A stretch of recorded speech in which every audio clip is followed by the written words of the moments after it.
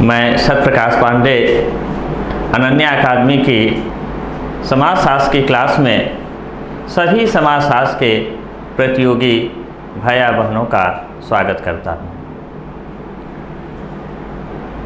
देखिए, पिछले क्लास में हम लोगों ने कुछ टॉपिक पढ़े थे, उस पर आधारित प्रश्नों की चर्चा आज यहाँ पर हम करेंगे कि वहाँ पर किस प्रकार से प्रश्न आपसे पूछे जाएंगे।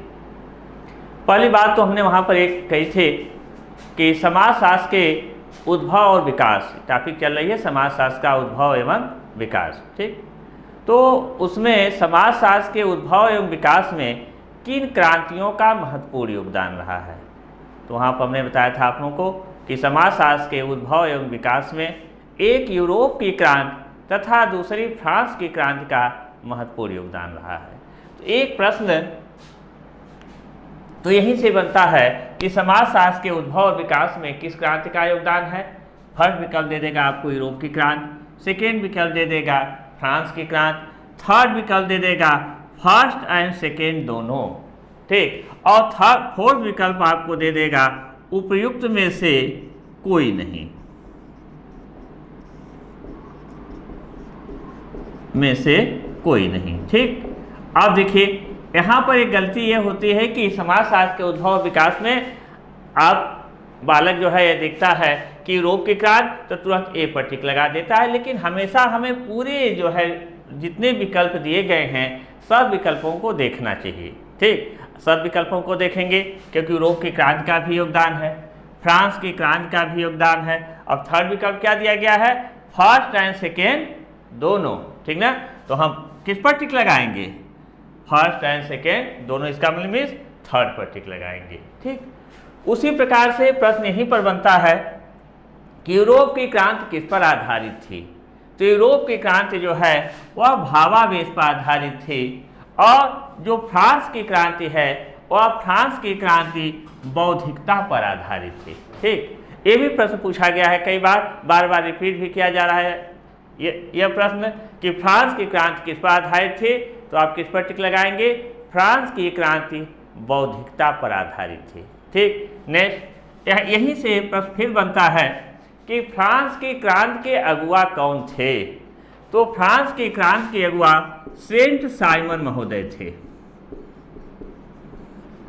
कौन थे, सेंट साइमन। यहीं पर जब यह क्रांति समाप्त हुई यहीं पर इनके मन में एक विचार आया कि हमें एक ऐसे विज्ञान को विकसित करना है, ठीक ना, जो मानव के आचार और व्यवहार का अध्ययन कर सके। यहीं पर इनके मन में विचार आया था। उसी के फलस्वरूप इन्होंने सोशल फिजिक्स को, सामाजिक भौतिकी को विकसित करने का प्रयास शुरू किए। फिर उसके बाद हमने उस दिन भी चर्चा किया था आप लोगों से कि सेंट साइमन सामाजिक भौतिकी को विकसित करने का प्रयास करते हैं। उसके कुछ दिनों के पश्चात अगस्त काउंट महोदय आकर के उनसे मिल जाते हैं और दोनों लोग मिल करके सामाजिक भौतिकी को विकसित करते हैं। लेकिन कुछ परिस्थितियां ऐसी आती हैं जिसके कारण अगस्त काउंट महोदय उनसे अलग हो जाते हैं, ठीक। देखिए, यहाँ पर एकदम सीक्वेंस के आधार पर यदि आप लोग पर डे की क्लास अटेंड करेंगे ऑनलाइन वाली है तो इसमें कहीं से कोई दिक्कत नहीं आएगी। बिल्कुल समाजशास्त्र विषय आपके मस्तिष्क में बैठ जाएगा। सबसे सरल विषय है, लेकिन सिर्फ यहाँ पर एक बात हमेशा ध्यान रखनी है कि यह विषय याद करने वाला विषय नहीं है, यह विषय समझने वाला विषय है। यहाँ पर कंसेप्ट क्लियर करना है आपको और एक सीक्वेंस के आधार पर यदि आप लोग पढ़ते जाएंगे तो कहीं पर कोई भी समस्या नहीं आएगी और परीक्षा में आप अच्छे अंकों से उत्तीर्ण होंगे और परीक्षा को क्वालिफाई करेंगे, इसमें कोई संदेह नहीं है।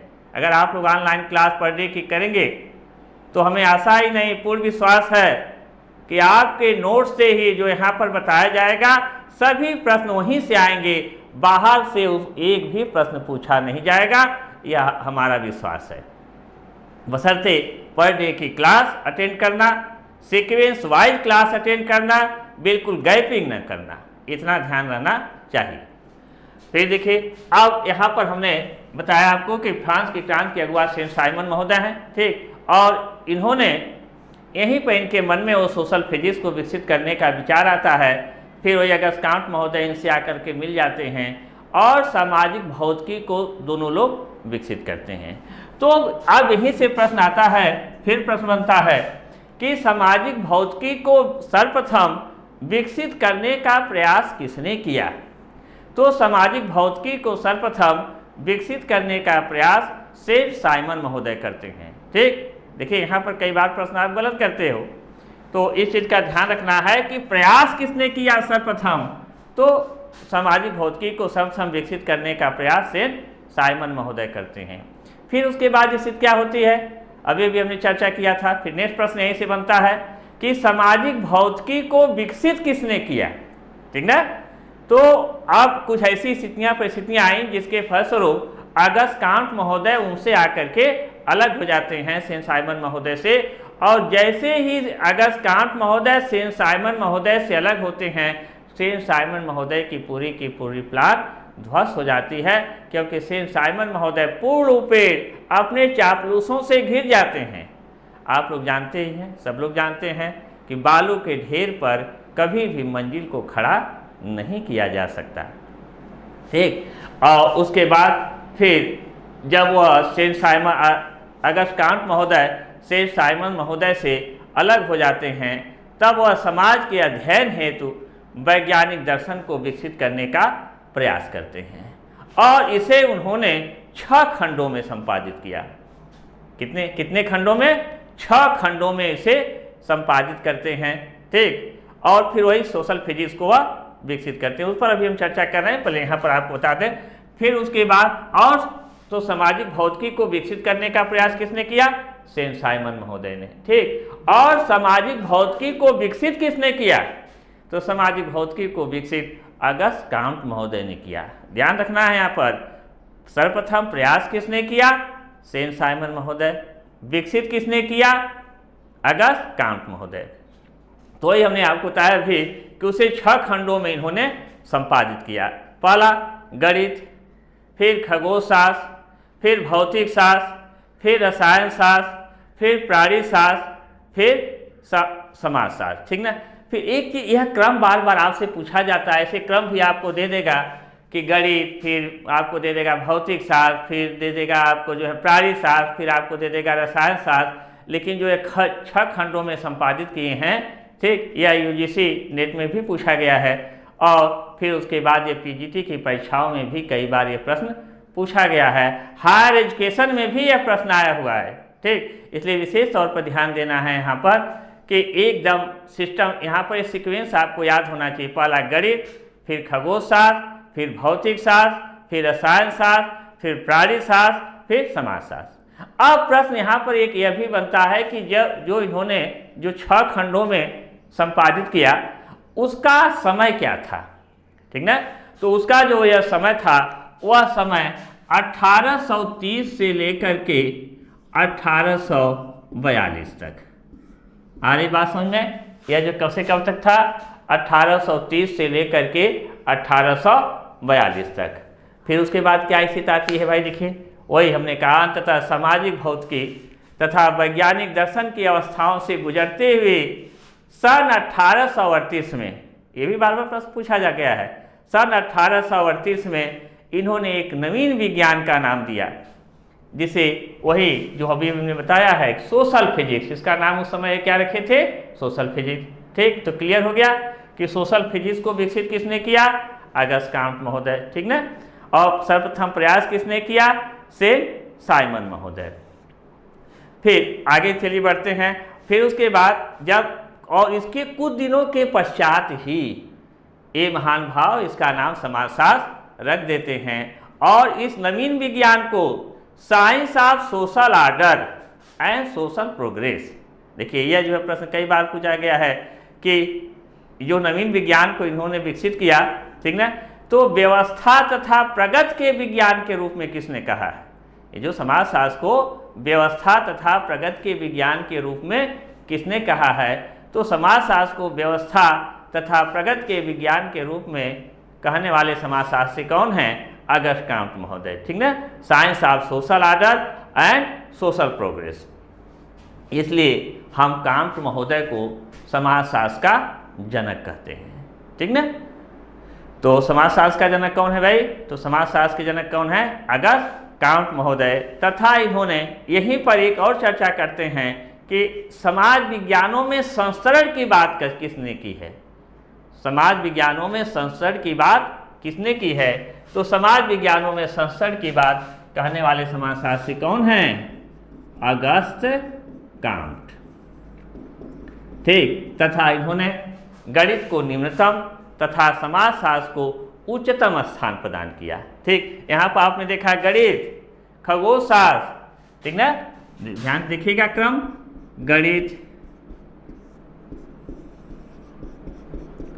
खगोलशास्त्र, क्रम भाई नोट भी कर लीजिएगा आप लोग, गणित, खगोलशास्त्र, भौतिक शास्त्र,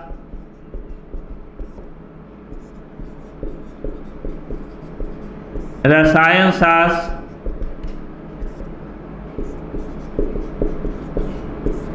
प्राणी शास्त्र, ठीक, और समाजशास्त्र। ठीक ना। इसके कुछ दिनों पहले प्राणी शास्त्र के बाद इसको सामाजिक भौतिकी कहते हैं और उसके कुछ दिनों पश्चात इसका नाम समाजशास्त्र दे देते हैं। ठीक ना। तो और यह समय अभी भी हमने आपको बताया कि समय कब से कब तक था? 1830 से लेकर के 1832 तक। तथा इन्होंने यहाँ पर गणित को निम्नतम स्थान तथा समाजशास्त्र को उच्चतम स्थान बताया तथा समाजशास्त्र को सभी विज्ञानों की रानी कहा। ठीक ना। फिर देखिए अब जो है हम लोग आते हैं आगे। अब यहाँ से भी प्रश्न खूब पूछा जाता है, बार बार रिपीट किया गया है।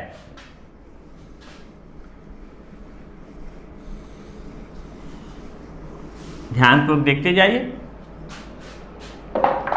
अब ये आपका जो सोशियोलॉजी है, ठीक ना, ये किससे मिलकर के बना है? सोशियल, फिर लोगस। ठीक ना। देखिए इसको लेकर के आप कंफ्यूज मत होइएगा। कुछ पुस्तकों में यहाँ पर ए दिया गया है और कुछ पुस्तकों में यहाँ पर यू दिया गया है। तो यू और ए को चक्कर में नहीं, जैसे किसी होती है कि वो प्रोनाउंसिएशन की बात आती है, जहाँ पर जैसे प्रोनाउंसिएशन लोग करते हैं उसी के अनुसार वह मीनिंग लिख देते हैं। तो कहीं कहीं पुस्तकों में SOCIAS है और कहीं कहीं पुस्तकों में LOGUS है। ठीक ना। यह जो कौन सी भाषा? सोशियस मीन्स साथ साथ, सोशियस मीन्स क्या होता है? साथ साथ, और लोगस मीन्स विचार करने वाला। ठीक ना। और इसको जो है हमें भी कहते हैं कि, ठीक ना, सोशियस मीन्स साथ साथ और लोगस मीन्स विचार करने वाला। फिर देखिए यह जो कौन सी भाषा है? लैटिन भाषा। ध्यान से देखते जाइए, कहीं से कोई दिक्कत नहीं है। यह जो है लैटिन भाषा, ठीक ना, और यह ग्रीक भाषा। ठीक ना। अब ये भी प्रश्न पूछा जाता है कि यह जो किन भाषाओं से मिलकर के बना है? कई बार प्रश्न यह रिपीट किया गया है। ठीक ना। तो दे देगा फर्स्ट विकल्प में लैटिन भाषा, सेकेंड विकल्प में दे देगा ग्रीक भाषा, थर्ड में दे देगा लैटिन प्लस ग्रीक भाषा, फोर्थ में दे देगा कोई दूसरा कुछ विषय कोई भी डाल सकता है। ठीक ना। तो उस पर हमें कोई चर्चा, हाँ, ध्यान रखना सिर्फ। तो यह जो है लैटिन भाषा और ग्रीक भाषा। ठीक ना। तो सोशियस यह जो है लैटिन भाषा है और लोगस जो है ये ग्रीक भाषा है। यहीं पर मिल महोदय फिर आ जाते हैं। मिल महोदय कहते हैं नहीं नहीं नहीं नहीं, अगस्त काउंट महोदय ने जो समाजशास्त्र का नाम समाजशास्त्र रखा है उसे इसका नाम समाजशास्त्र नहीं रखना चाहिए, क्योंकि यह दो अवैध संतानें हैं। ठीक ना। ठीक। उन्होंने फिर सुझाव क्या दिया कि इसका जो है नाम क्या रखना चाहिए? तो उन्होंने कहा कि इसका नाम इथोलॉजी रखना चाहिए। क्या रखना चाहिए? इथोलॉजी। अब देखिए इथोलॉजी मीन्स क्या होता है? दो संस्कृतियों का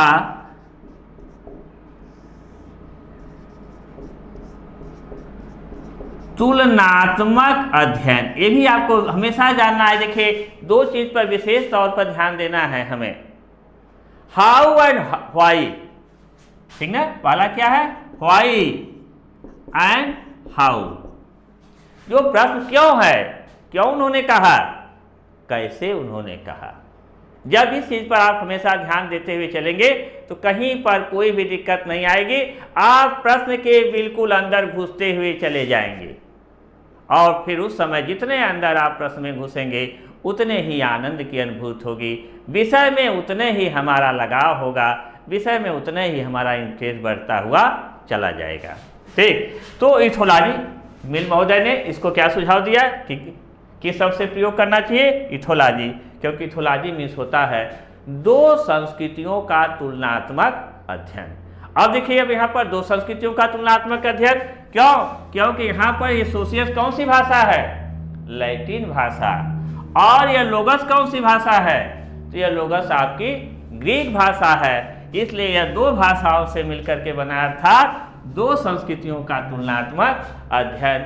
इसीलिए मिल महोदय ने कहा था कि अगर कांट महोदय को इसका नाम सोशियोलॉजी न रख करके बल्कि इसका नाम इथोलॉजी रखना चाहिए। ठीक, ये भी प्रश्न बार बार पूछा जाता है, हर जगह पूछा जाएगा, हायर एजुकेशन से लेकर के यूजीसी से लेकर के, ठीक, पीजीटी की परीक्षाओं में कई बार ये प्रश्न आया है, ठीक ना, कि समाजशास्त्र को इथोलॉजी शब्द से प्रयुक्त करने का सुझाव किस समाजशास्त्री ने दिया?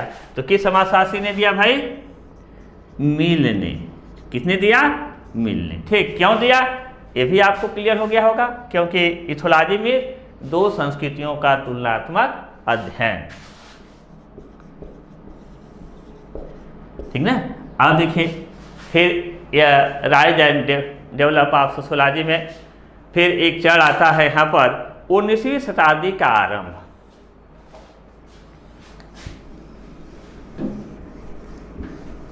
इसको भी ध्यान से देखते हुए चलिए, एक सीक्वेंस बनाते हुए।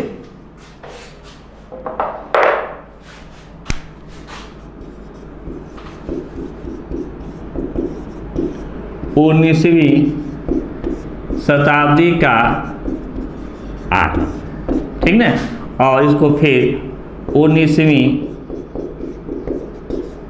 शताब्दी का उत्तरार्ध, ठीक ना। अब 19वीं शताब्दी का जो आरंभ है इसमें मुख्य रूप से आते हैं कांट, मार्क्स और स्पेंसर, इनका मुख्य रूप से योगदान होता। यहाँ जो है, जब यह उत्तरार्ध की बात आती है तो यहाँ पर मुख्य रूप से आते हैं टानिज,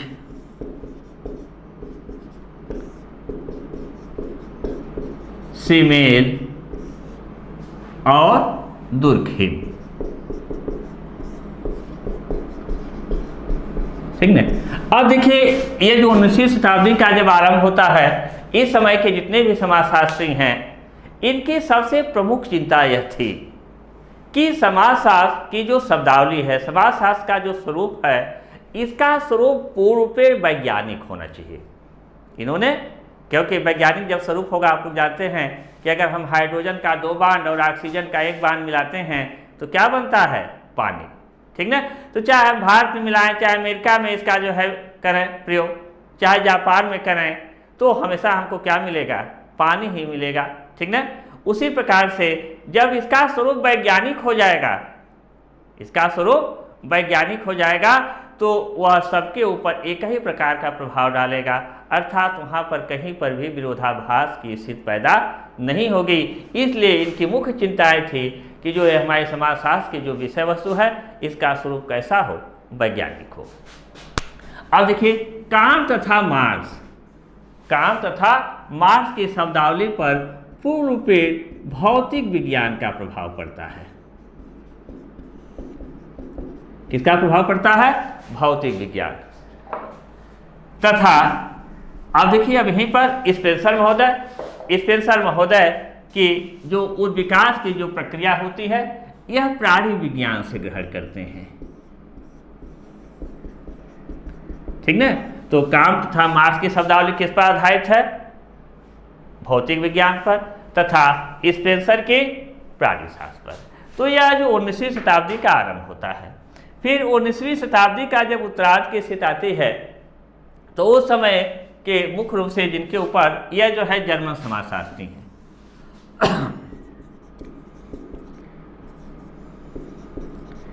जर्मन ठीक ना, क्योंकि इस समय जो है मुख्य रूप से जो है किसके कंधों पर बोझ आ जाता है समाजशास्त्र को विकसित करने का, जर्मन समाजशास्त्रियों के कंधों पर समाजशास्त्र को विकसित करने का बोझ आता है। ठीक, जिसमें मुख्य रूप से हैं टानिज, सिमेल और दुर्खीम।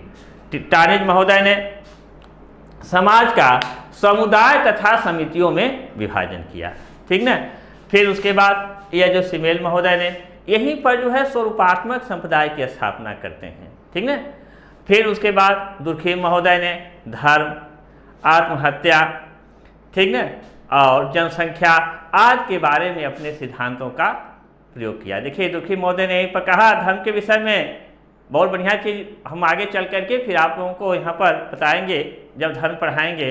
धर्म के विषय में इन्होंने एक बात कही कि कोई चीज़ पवित्र है, कोई चीज़ पवित्र है, वह इसलिए पवित्र नहीं है कि वह पवित्र है, बल्कि हम और आप उस चीज़ को मान लेते हैं कि वह पवित्र है, इसीलिए वह क्या है, पवित्र है। ठीक, तो अभी जब ये टॉपिक आएगी पूरी जनसंख्या भी आएगी, वहाँ पर भी हम जनसंख्या के विषय में पूरी चर्चा करेंगे।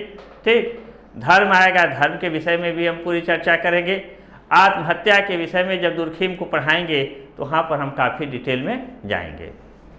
फिर उसके बाद टानिज ने जो समाज का समुदाय तथा समिति के रूप में जो विभाजन किया है, जब वहाँ पर समुदाय और समिति हम पढ़ाएंगे तो हम काफ़ी गहराई के साथ वहाँ पर प्रत्येक चीज़ों का अलग अलग विश्लेषण करेंगे, ठीक ना। सिमेल महोदय जो स्वरूपात्मक समुदाय के विषय में जो इन्होंने चर्चा की, वहाँ पर अभी जब हम स्वरूपात्मक संप्रदाय और स्वरूपात्मक समुदाय में आएंगे फिर वहाँ पर हम इसकी काफ़ी डिटेल से चर्चा करेंगे। ठीक, तो अब हम लोग आते हैं भारत में समाजशास्त्र का उदय।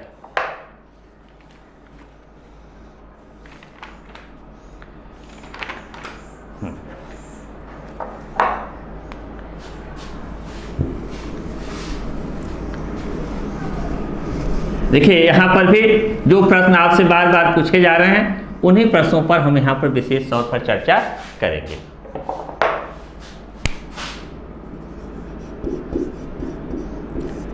भारत में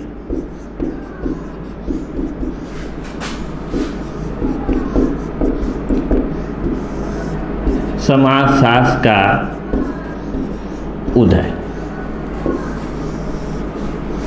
ठीक, देखिए भारत में जो समाजशास्त्र का उद्भव एक विज्ञान के रूप में वास्तव में पश्चिमी देशों से ही हुआ। उसके पहले भी कौटिल्य का अर्थशास्त्र, मनु की मनुस्मृति आदि प्राचीन ग्रंथों से भारतीय समाज के विषय में हमें जानकारी मिलती है, ठीक ना, लेकिन वास्तव में उसका स्वरूप समाजशास्त्री नहीं था, ठीक ना। अब ये प्रश्न आपसे पूछा जा सकता है कि जो इसका उद्भव कहाँ से हुआ, तो आप पश्चिमी देशों के फलस्वरूप ही इसका उद्भव हुआ।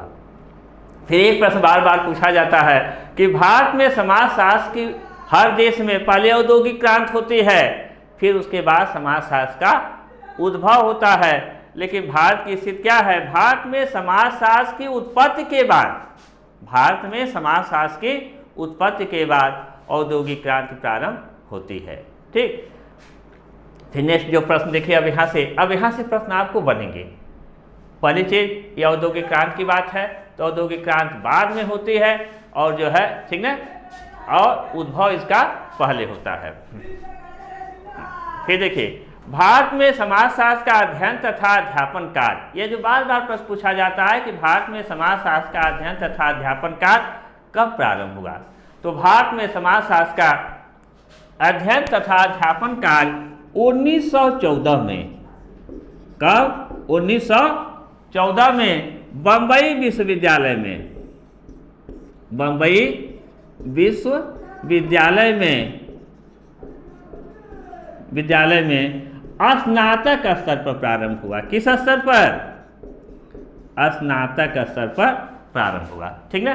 फिर देखिए, और जब ये 1914 में बम्बई विश्वविद्यालय में स्नातक स्तर पर प्रारंभ होता है तो इसके प्रथम प्रोफेसर कौन नियुक्त होते हैं, पैट्रिक गेट्स, इसके जो है प्रथम प्रोफेसर पैट्रिक गेट्स महोदय नियुक्त होते हैं। इसलिए अब देखिए अभी भी समाजशास्त्र के जनक कौन है, अगस्त कॉम्टे, यहाँ पर कहीं से कोई कंफ्यूजन नहीं होना चाहिए। देखिए, जो कमीशन आपको जो उत्तर मानता है, जो आयोग आपको उत्तर मानता है, वही उत्तर हमें भी लगाना, हमें अपने प्रश्नों को सही करना है, ठीक ना। हमें किसी विवाद में नहीं पड़ना है। जो कमीशन मानता है, आयोग मानता है कि किसका उत्तर क्या सही है, वही उत्तर हमें लगाना है। तो अब यह भारत में समाजशास्त्र के जनक कौन है? पैट्रिक गेस। हमने कहा हमेशा दो चीज पर ध्यान देना है, व्हाई एंड हाउ, क्यों और कैसे। क्यों और कैसे जब सोचते जाएंगे, हमने कहा भारत में समाजशास्त्र के जनक कौन है? पैट्रिक गेस। क्यों है भाई? और प्रश्न उठता है क्यों है, ठीक ना।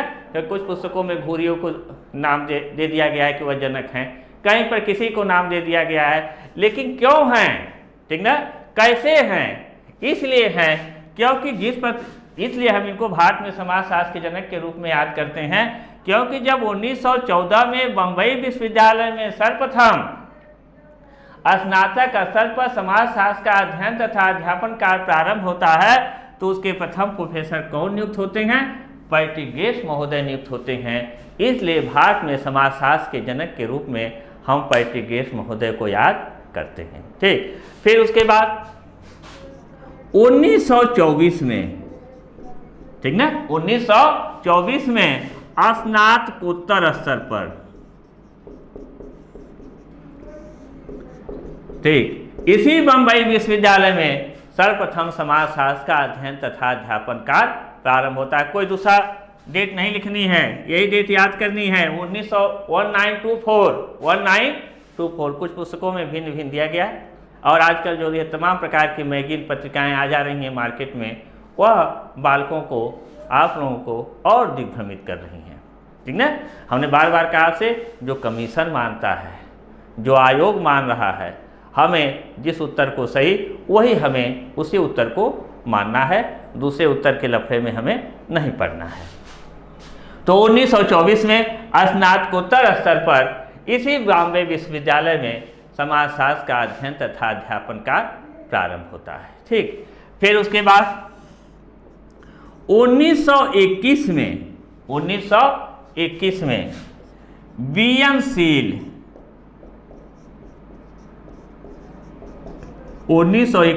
बीएन सील के प्रयास से लखनऊ विश्वविद्यालय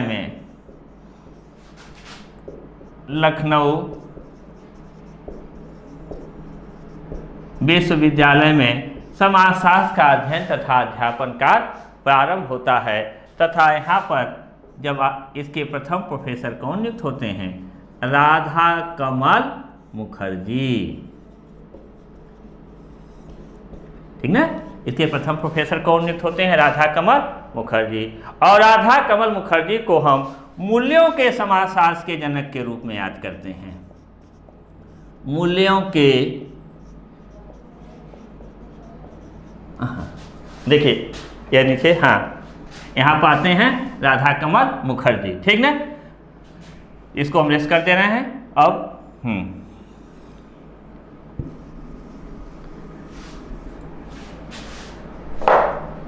तो 1921 में बीएन सील के प्रयास से लखनऊ विश्वविद्यालय में समाजशास्त्र का अध्ययन तथा अध्यापन का प्रारंभ होता है, और इसके प्रथम प्रोफेसर कौन नियुक्त होते हैं?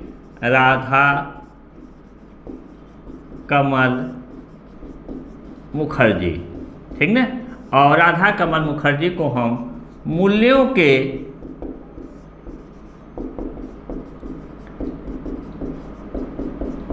समाजशास्त्र के जनक के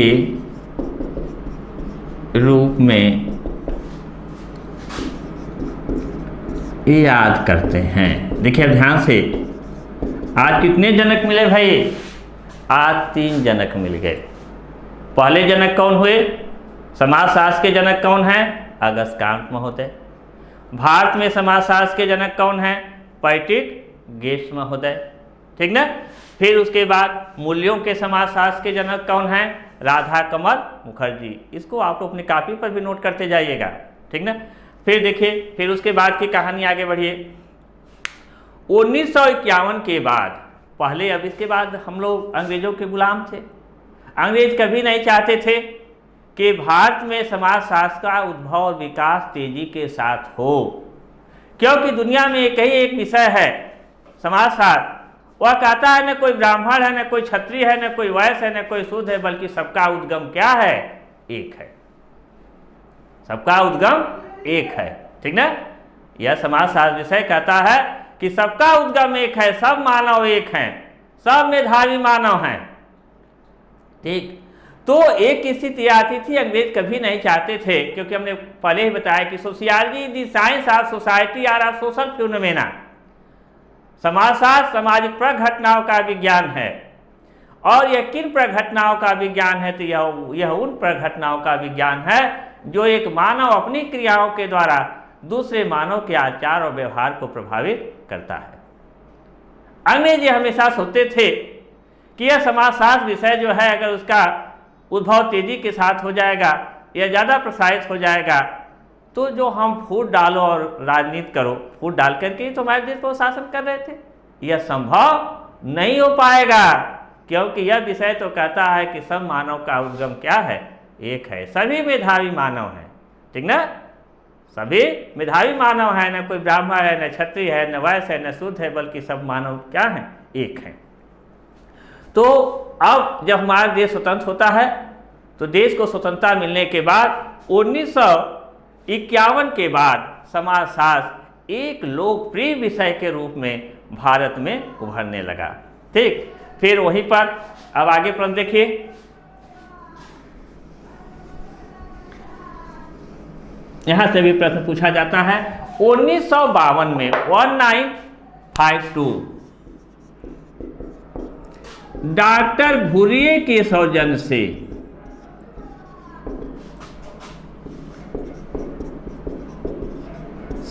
से इंडियन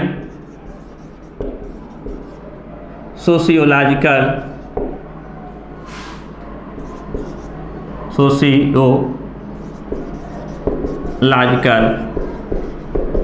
सोसाइटी की स्थापना होती है, ठीक ना। तो अब यह प्रश्न बार बार पूछा जाता है कि इंडियन सोशियोलॉजिकल सोसाइटी की स्थापना किसके सौजन्य से हुई? तो इंडियन सोशियोलॉजिकल सोसाइटी की स्थापना डॉक्टर घुरिये के सौजन्य से हुई, ठीक ना। अब यह जो सोसाइटी की स्थापना हुई, यहीं पर सोशियोलॉजिकल बुलेटिन नामक शोध पत्रिका का प्रकाशन भी यहीं से प्रारंभ होता है। किसकी सोसाइटी के माध्यम से? इंडियन सोशियोलॉजिकल सोसाइटी के माध्यम से, ठीक। सोशियोलॉजिकल बुलेटिन नामक शोध पत्रिका का प्रकाशन होता है। एक प्रश्न यहाँ से भी बनता है, ठीक। फिर उसके बाद देखिए, कंट्रीब्यूशन टू सोशियोलॉजी नामक शोध पत्रिका का प्रकाशन किसने किया? ठीक ना, कंट्रीब्यूशन नोट करते जाइएगा भी आप लोग। कंट्रीब्यूशन टू सोशियोलॉजी नामक शोध पत्रिका का प्रकाशन D.F. पोलार्ड, कौन? D.F.